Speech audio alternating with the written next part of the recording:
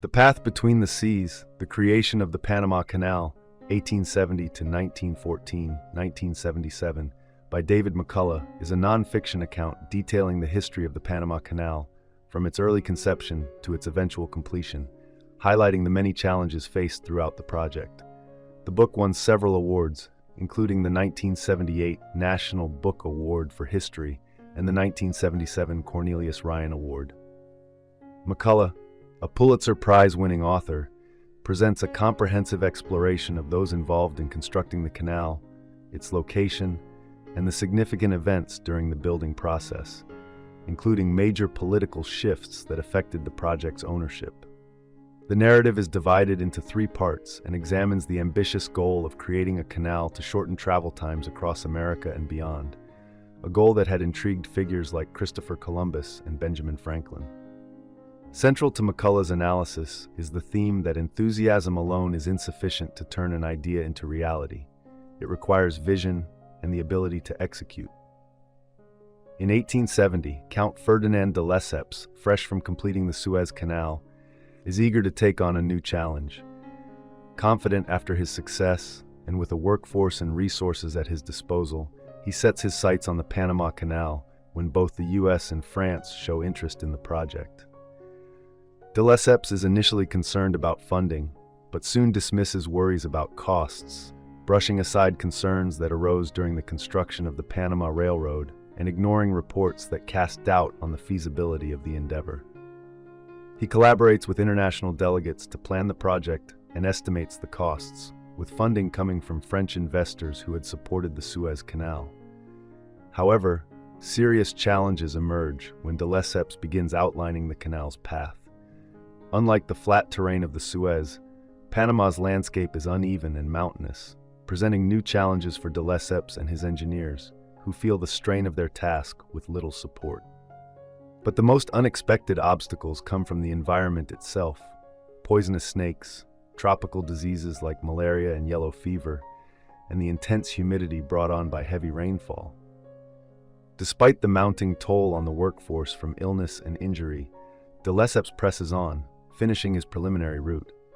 McCullough delves into de Lesseps's critical mistakes during this phase in the second part of the book, shedding light on the harsh realities of bringing such an ambitious project to life. De Lesseps returns to Europe to manage the Suez Canal amid political turmoil, leaving the Panama project in the hands of inexperienced engineers. Their plans are flawed and require equipment and labor that they lack. As the canal construction grinds to a halt, investors begin to withdraw their support and the project appears doomed. In the late 1890s, a new French company steps in after the original effort goes bankrupt.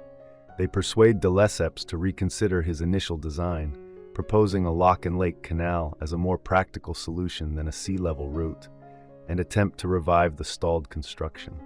At this stage, the US intervenes, motivated by its geopolitical interests in the region.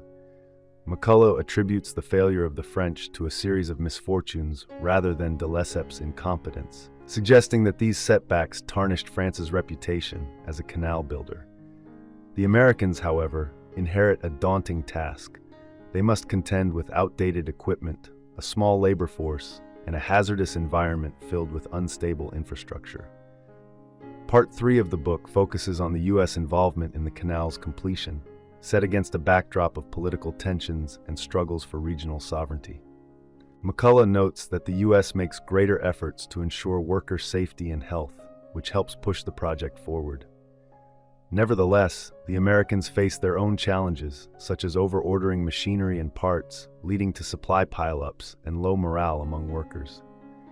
President Theodore Roosevelt seizes the opportunity to use the project for political gain, presenting it as a symbol of American patriotism.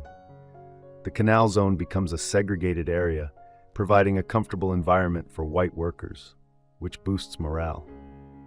McCullough reflects on how many overlook the struggles and sacrifices of earlier workers.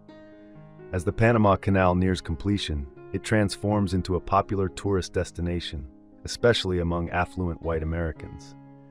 Despite the long and arduous journey to its completion, the canal's opening lacks the grandeur that might have been expected after such a dramatic history.